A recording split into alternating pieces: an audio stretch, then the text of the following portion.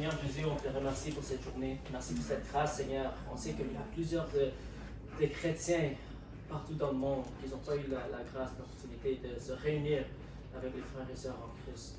Alors, on est tellement reconnaissant aujourd'hui que tu nous donnes cette grâce de réunir dans cette maison. Seigneur, on t'invite. Saint-Esprit, on t'invite ici. Dirige cette culte, Seigneur. Parle-nous ce soir. Ouvre les cœurs des gens qui sont ici, Seigneur.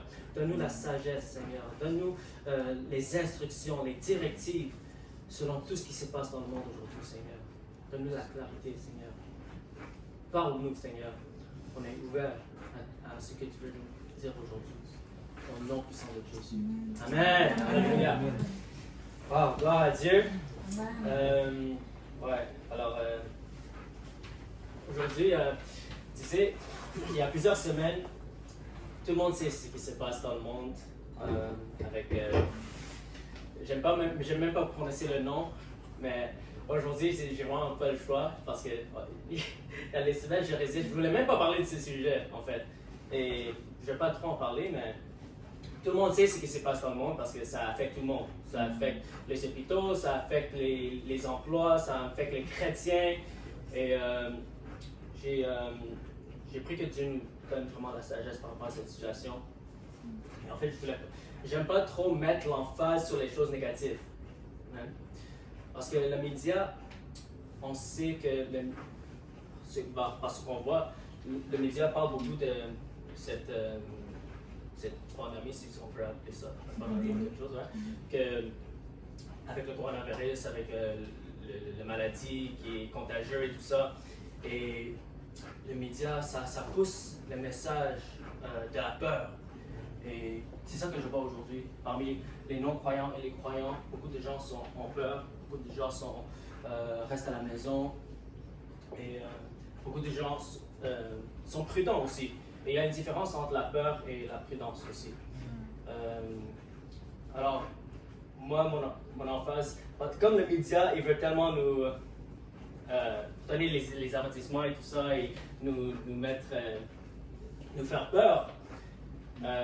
Moi, j'ai à cœur de parler de la contraire de la peur. La foi. Alléluia. Amen. Amen. Les médias veulent parler de la peur. Moi, je veux parler de la foi. Alléluia. Amen. Les médias veulent parler de le coronavirus. Moi, je veux parler de Jésus. Et moi, je veux mettre l'emphase de la puissance de Jésus. Alléluia. Parce que la Bible dit, il n'y a pas d'autre nom sous le ciel, sur la terre, qui permettent de se comparer au nom de Jésus. Alléluia. On ne peut pas comparer la maladie avec Jésus. Il est le Tout-Puissant. Il est nul comme lui. Et il vit en nous. Amen. Alléluia. Alors,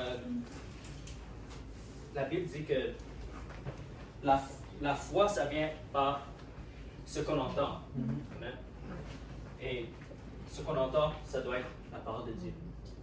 Si la foi vient avec ce qu'on entend, la parole de Dieu, la peur aussi peut venir par ce qu'on entend. Si c'est hors de la parole de Dieu. Amen. Alors, je veux juste nous rappeler c'est qui notre Dieu. Je veux vous rappeler c'est quoi la promesse de Dieu, parce que ça a l'air que les gens ont oublié. Est-ce qu'on a oublié qu'on sert Jéhovah Rapha, le Dieu qui guérit? Est-ce qu'on a oublié qu'on sert Jéhovah Jireh, le Dieu qui pourvoit? Les gens ont tellement peur qu'ils vont perdre l'argent. Ils perdent leurs emplois. Et je comprends, c'est difficile. Mais mon emploi, c'est pas mon emploi qui prend soin de moi. Amen. C'est pas les trucs sanitaires qui prennent soin de moi. C'est Jésus-Christ. Amen. Parce qu'en fait, sans la foi, il est impossible à plaire à Dieu. Et la Bible dit que quand Jésus revient, il dit, est-ce que je vais trouver la foi sur la terre? Si Jésus est revenu aujourd'hui, est-ce qu'il trouvera la foi sur la terre? Et on ne veut pas être dans la catégorie des personnes qui n'ont pas la foi dans cette situation. C'est une situation qu'on n'a jamais vue auparavant. Mais Jésus lui-même doit être notre modèle. Jésus lui-même est notre exemple. Amen. Dans la Bible, c'est écrit 365 fois ne crains point, ne crains point, ne crains point, ne crains point.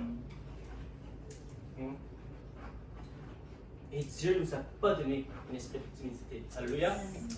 Il nous a donné un esprit de puissance, un esprit de force, un esprit d'amour, un esprit de sagesse. Alléluia. Amen. Parce que la parole de Dieu dit, même si le ciel disparaît, la terre disparaît, ma parole va demeurer la même. Alléluia. Même si on est dans cette situation où le monde est en panique, c'est comme si le monde est à l'envers à cause de cette situation. Mais la parole de Dieu demeure la même. Et la parole de Dieu dit, par les meurtrissures de Jésus, on est guéri. Jésus a payé le prix pour notre guérison. La Bible dit que c'est seulement à travers Jésus qu'on peut trouver la solution. Amen. C'est pas, comme j'ai déjà dit, aujourd'hui, ici en Amérique du Nord, on a tellement d'idoles dans notre vie. Tu sais, j'ai écouté un témoignage d'un pasteur qui a dit, quand je suis venu en Afrique et j'ai prêché l'évangile de la guérison et de la foi, les gens, après la prêche, les gens quittent tout de suite, ils vont prier pour les malades, chasser les démons, évangéliser. Mais pourquoi ici c'est tellement difficile? C'est ça qu'il disait le pasteur. Pourquoi ici c'est tellement difficile de pousser les gens à sortir pour prier, évangéliser, guérir les malades? Et le pasteur en Afrique, tu sais qu'il a répondu? Il a dit, ici quand on est malade, on n'est pas d'hôpitaux. Ici quand on n'a pas d'argent, on n'a pas de banque. Ici quand on est en distress, on n'a pas de paix, on n'a pas de psychiatrie. Eux, ils n'ont pas le choix de se tourner vers Dieu. Ici, quand on est malade, au lieu d'aller à Jéhovah Rapha, on va au docteur. Au lieu d'aller à Jéhovah Shalom, on va au psychiatrique. Au lieu d'aller à Jéhovah Jireh, on va à la banque. Et on doit se rappeler c'est qui notre Dieu. Parce que j'ai entendu un exemple. Imagine, tu as un enfant. Tu as un enfant et tu viens le chercher du garderie. Et imagine, il vient courir vers toi pour te donner un câlin. Mais imagine, il court vers toi, mais après il te dépasse et il saute sur les bras de quelqu'un d'autre. Est-ce que tu peux imaginer comment ça peut te faire mal? Mais c'est pour ça que Dieu déteste l'idolâtrie. C'est ça l'amour de Dieu en fait. Et on lui fait tellement mal à cause de ça. Mais je veux vous rappeler que c'est Dieu notre solution. C'est Dieu notre guérisseur. C'est Dieu celui qui pourvoit. C'est Dieu celui qui nous a aimés en premier. Celui qui est mort pour nos péchés, qui est resté des morts, qui a payé le prix pour notre guérison. Il a payé le prix. Amen. Alléluia. La Bible dit que Jésus est la même hier, aujourd'hui et éternellement. Malgré nos circonstances, malgré ce qui se passe dans le monde, Jésus reste la même. Est-ce que je dois vous rappeler ça à cause de cette situation? Est-ce que je dois rappeler aux chrétiens que Jésus n'a pas changé? Est-ce que je dois rappeler aux gens que la parole de Dieu n'a pas changé? Est-ce que je dois vous rappeler que aller dans tout le monde, prêche l'évangile à toute créature, cette écriture n'a pas changé? La terre peut changer, le gouvernement peut changer, les écoles, nos emplois peuvent changer, mais Jésus, la parole de Dieu ne va jamais changer. Amen. La parole de Dieu est éternelle. Alléluia. Et la Bible dit que celui qui est en toi est plus grand que celui qui est dans le monde. Alléluia. Et la Bible dit que l'ennemi ne peut pas te toucher. Jésus a dit, je te donne autorité sur toute la puissance de l'ennemi, de marcher sur les serpents et les scorpions. Et l'ennemi ne peut pas t'atteindre, il ne peut pas te toucher. Je vous rappelle que la parole de Dieu est toujours vraie aujourd'hui. Amen. Alléluia. Et comme j'ai dit, Jésus, c'est lui notre exemple. C'est lui notre modèle. Paul a dit, imite-moi comme moi j'ai imité Christ. On va tourner à Marc 4, 35 à 40. Marc 4, versets 35 à 40. Ce jour-là, quand le soir fut venu, Jésus dit à ses disciples, passons de l'autre côté du lac. Ils laissèrent la foule et emmenèrent Jésus sur le lac, dans la barque où il se trouvait. D'autres bateaux les accompagnaient. Or, voilà, qu'un vent très violent se mit à souffler. Les vagues se jetaient contre la barque qui se remplissait d'eau. Lui, à l'arrière, dormait, la tête sur un coussin. Les disciples le réveillèrent et lui crièrent « Maître, nous sommes perdus, et tu ne t'en soucies pas. » Il se réveilla, parla sévèrement au vent et ordonna au lac « Silence, tais-toi. » Le vent tomba et il se fit un grand calme. Puis il dit à ses disciples « Pourquoi avez-vous si peur? Vous ne croyez pas encore? » Amen. Amen. Alors, la Bible nous donne un exemple parfait. C'est quoi doit être notre attitude dans ce moment? Parce qu'en ce moment, c'est comme si on est dans une tempête.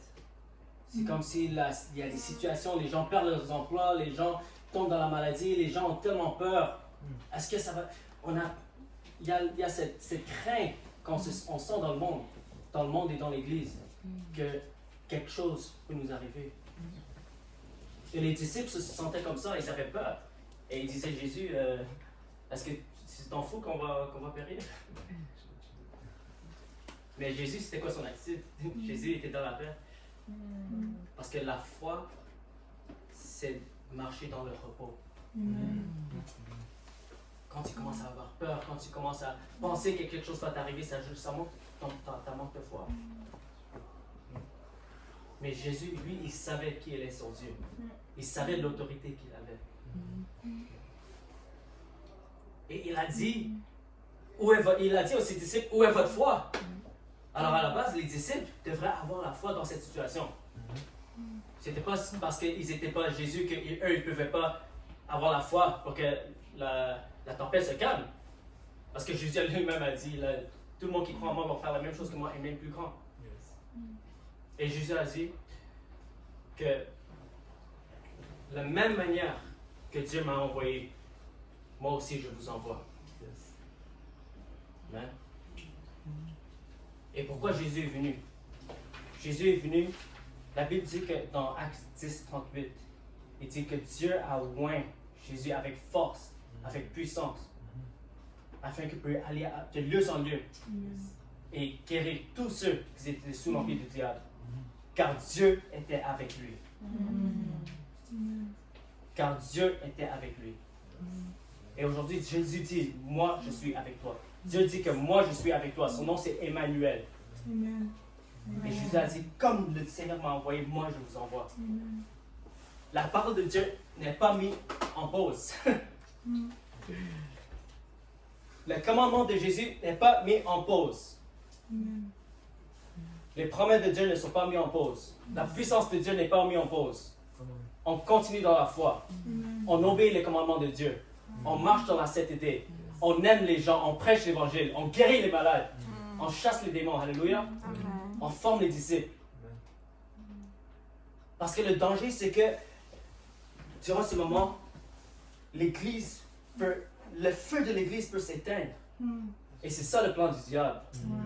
Il faut éteindre le feu de l'église. Il faut donner une excuse pour l'église de ne pas évangéliser, de ne pas parler de Jésus, de ne pas aimer les gens, de ne pas prier pour les malades. Est-ce que Jésus avait peur quand il priait pour les malades?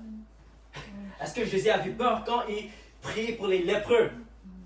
Quand les foules étaient autour de lui? Jésus n'avait pas même 1% de crainte. Et moi, je ne suis pas là pour condamner, parce que je sais qu'il y a des gens qui vivent les situations. Et je ne suis pas aveugle.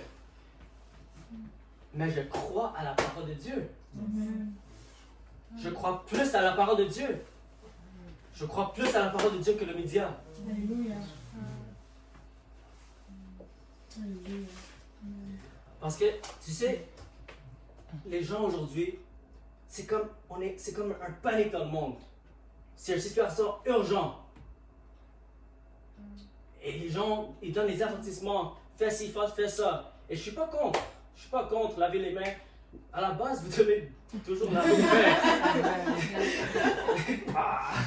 À la base, vous devez toujours vous laver. Vous devez toujours être propre, être sain. Tu vois? J'ai pas... À cause de ces... Moi, j'ai pas changé mes attitudes de laver. Je lave toujours mes mains depuis.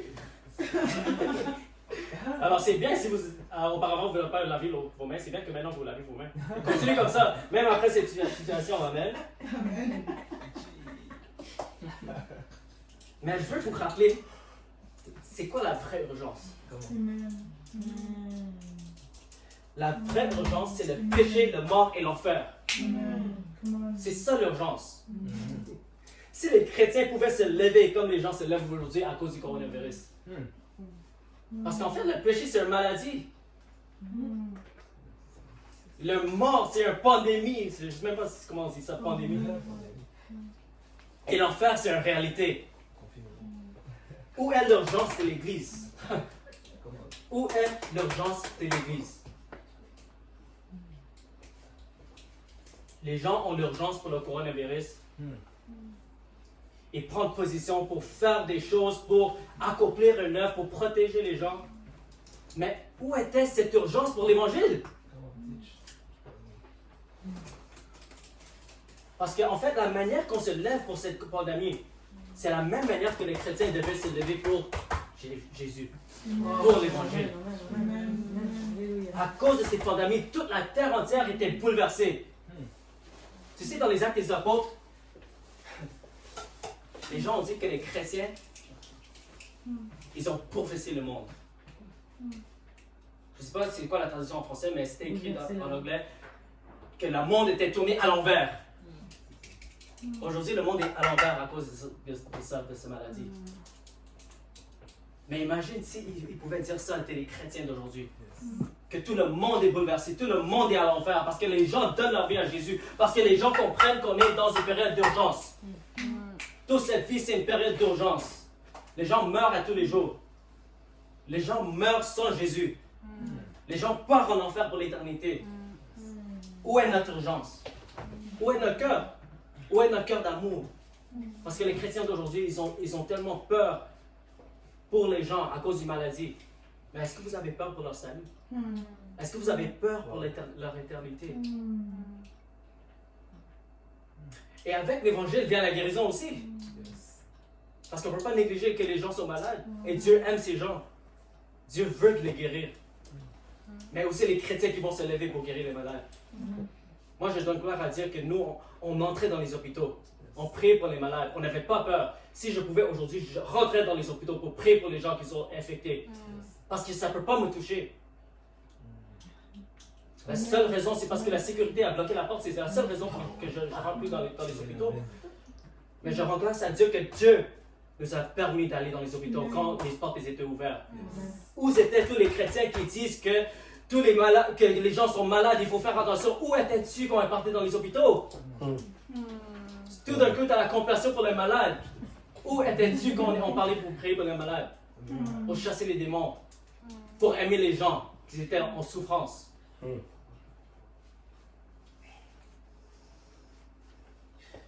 Et avant de finir, je veux juste donner des instructions claires à comment on devrait vivre durant ce temps. Et c'est parce qu'il y a tellement de différentes positions, tellement de différents d'enseignements. Reste à la maison, touche pas les gens. Tout est règlement. Est-ce qu'on écoute le média? Est-ce qu'on écoute l'église? Est-ce qu'on écoute Dieu? Est-ce qu'on écoute le pasteur? Est-ce qu'on écoute le pasteur Andrew? Mais j'espère que vous écoutez les directives du Seigneur. Amen.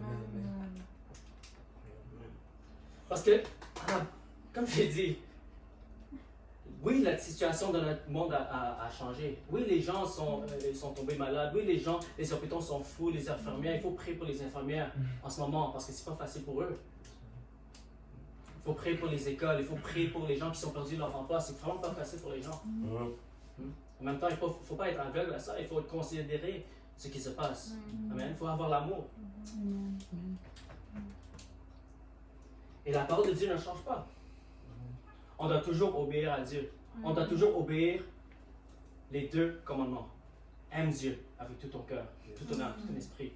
Et aime ton prochain comme toi-même. Les directives du Seigneur dans ce temps n'ont pas changé, en fait. Il fallait vivre comme ça depuis, même avant cette situation. Utilise ce moment pour la prière. Amen. Pour l'intercession. Prie pour nos frères en France. Prie pour Jésus, mon refuge Paris. Parce qu'en France, les gens sont confinés. Les gens doivent rester à la maison. Ils doivent suivre les directives du gouvernement. Priez pour eux. Parce qu'eux, ils n'ont pas la même grâce que nous. Nous, on a la grâce de se réunir. On a la grâce de sortir, évangéliser. Priez pour les malades.